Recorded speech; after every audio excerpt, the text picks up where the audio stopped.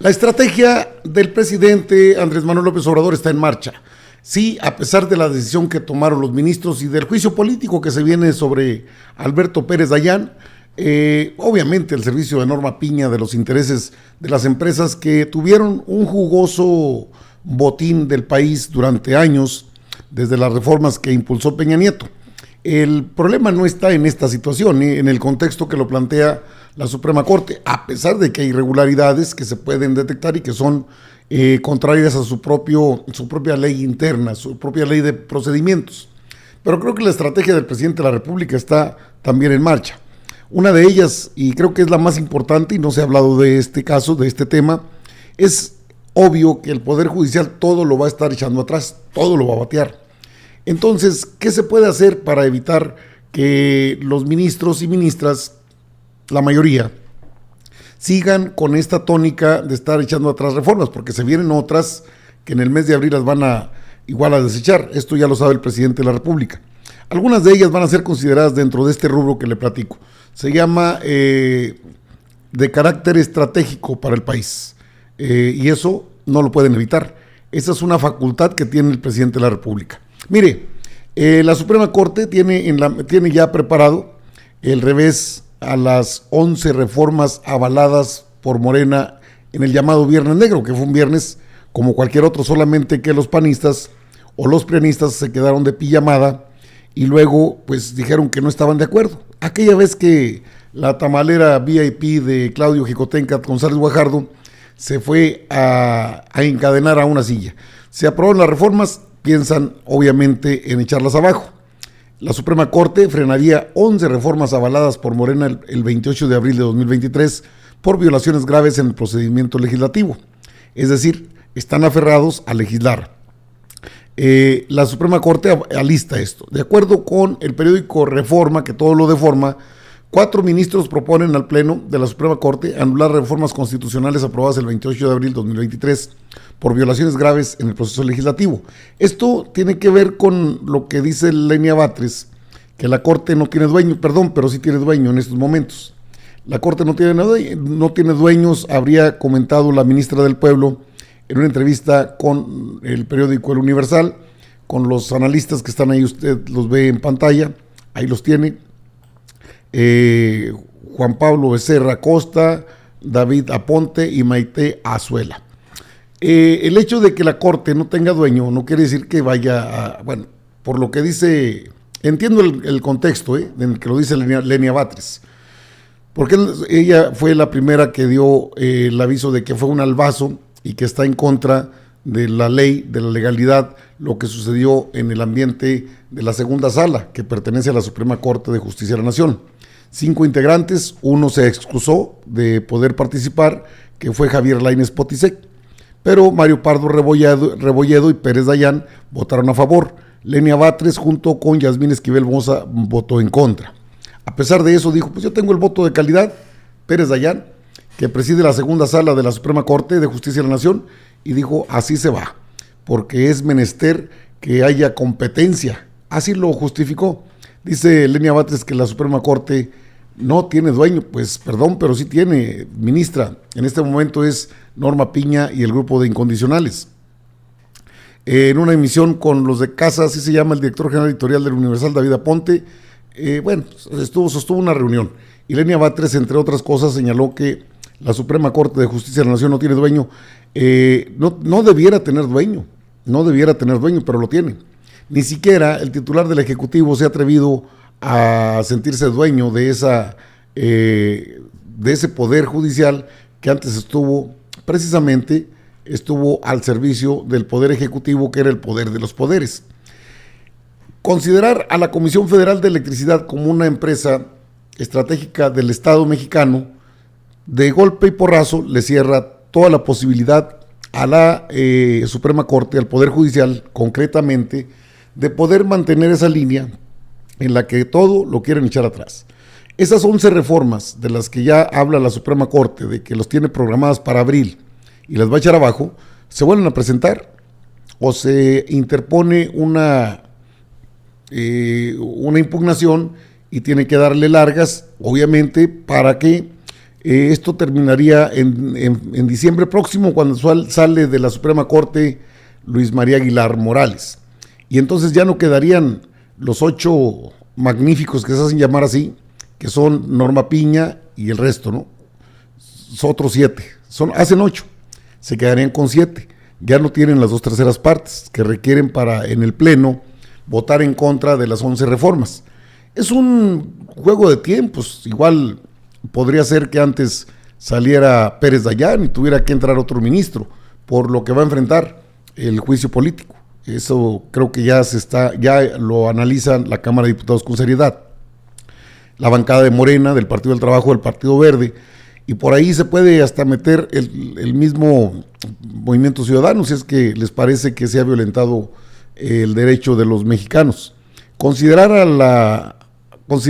la Comisión Federal de Electricidad como una empresa estratégica del Estado mexicano le evita que sea modificada por los ministros y por la Suprema Corte, por cualquier ente del Poder Judicial, incluso por otros intereses ajenos al país. Y es que esto lo dio a conocer el presidente en su conferencia matutina del día 1. No lo había visto. La verdad es que esto es una declaración fuerte, contundente, en la que dice que después de la decisión del Poder Judicial, el presidente López Obrador anunció que analizan que se considere a la Comisión Federal de Electricidad como una industria estratégica de interés público. No puede estar por encima del interés público el interés particular. Y con esto se acaba ese problema. Yo había dicho, o lo he comentado, no, el presidente no les va a entregar la Comisión Federal de Electricidad. No lo va a hacer. ¿Por qué no lo va a hacer? Bueno, pues porque el presidente de la República sabe lo que ha costado poder trabajar con esta Comisión Federal de Electricidad, que no aumente el costo de la luz. Eso es un hecho, no aumenta el costo de la energía eléctrica, pero a la vez la Comisión Federal de Electricidad también tiene el programa Internet para Todos. Es decir, han sido polivalentes, es una empresa del Estado mexicano que no debe estar por debajo de los intereses particulares.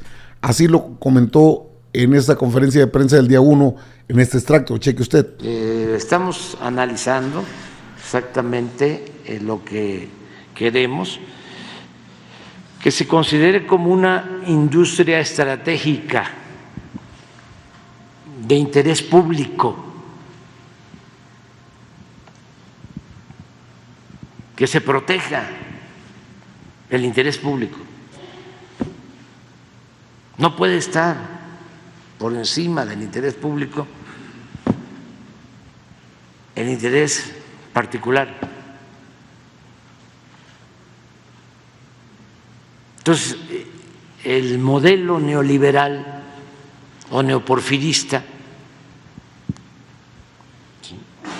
coloca por delante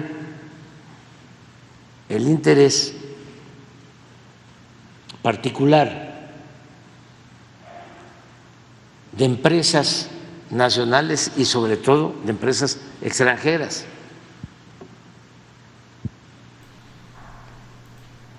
¿Cómo se evita que haya gasolinazos? Pues con el 80% que tiene en el mercado Pemex, o que tiene de participación en el mercado. Si no, no se podría establecer un precio justo. Gobierno de México. Bien, es un post del Gobierno de México. Estamos analizando lo que señala el presidente, el análisis propio de una iniciativa, pues es nada más. Esto no es una iniciativa, es un decreto. El establecer a la Comisión Federal de Electricidad como una empresa estratégica del Estado mexicano está en sus facultades.